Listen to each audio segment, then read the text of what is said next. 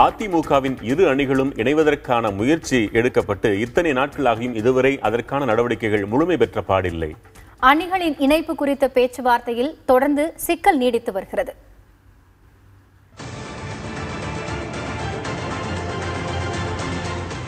பேச்சுவார்த்தைக்கு தயார் என அதிமுகவின் இரு அணிகளும் அறிவித்துவிட்டாலும் தினசரி நிகழ்வுகள் பேச்சுவார்த்தையில் இருக்கும் சிக்கல்களை பறைசாற்றுவதாகவே உள்ளதாக கூறப்படுகிறது.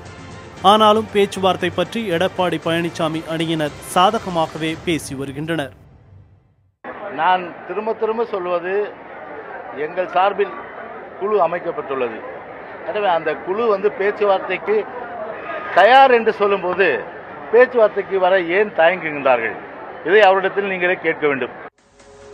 ஏற்கனவே தமிழகத்தின் சட்டம் ஒழுங்கு குறித்து முன்னாள் முதல்வர் OPS அதிருப்தி தெரிவித்திருந்த நிலையில் எடப்பாடி பழனிசாமி அணியைச் சேர்ந்த முன்னாள் சட்டப்பேரவை உறுப்பினர் கார்த்திக் தொண்டைமான் OPS அணியில் இணைந்தார்.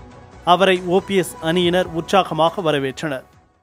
அன்பு சகோதரர் கார்த்திக் தொண்டைமான் அவர்கள் நூற்றுக்கணக்கான கழக நிர்வாகிகளோடும் தொண்டர்களோடும் இணைகிறார்கள் என்ற மகிழ்ச்சியான செய்தியை நாங்க ரெடின்னு சொல்லியிருக்காங்கல்ல. சுமூகமான சூழலை உருவாக்குகின்ற பட்சத்தில் நாங்களும் ரெடி. அதாவது முன்ன ஒரு இறுக்கமான நிலையிலிருந்து ஒரு சுமூகமான சூழல் வந்து கொண்டிருக்கிறது நம்ம நினைக்கிறோம். அது இன்னும் கழிஞ்சு வரும்போது நம்ம பேசுறதுக்கு தயாரா இருக்கிறோம். இது மட்டுமின்றி சில தினங்களுக்கு முன் எடப்பாடி பழனிசாமி அணியைச் சேர்ந்த முன்னாள் நிர்வாகி ராஜசேகரும் OPS அணியில் இணைந்தார்.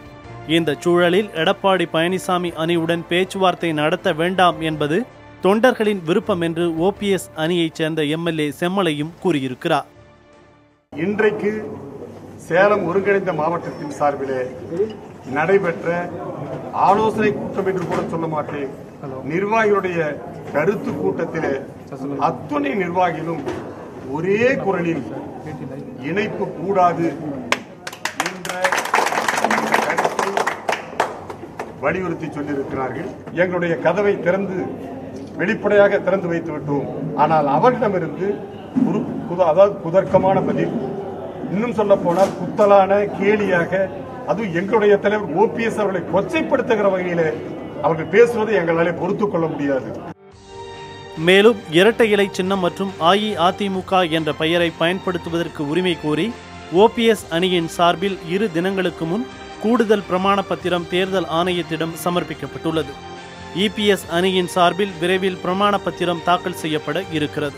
பேச்சுவார்த்தைக்கு தயார் என 2 அணிகளும் அறிவித்திருந்தாலும் இதுபோன்ற நிகழ்வுகள் அணிகள் இணைவில் உள்ள சிக்கல்களை வெளிப்படுத்துவதாக கூறுகிறார்கள் அரசியல் பார்வையாளர்கள். புதிய தலைமுறைக்காக செய்தியாளர் குழு.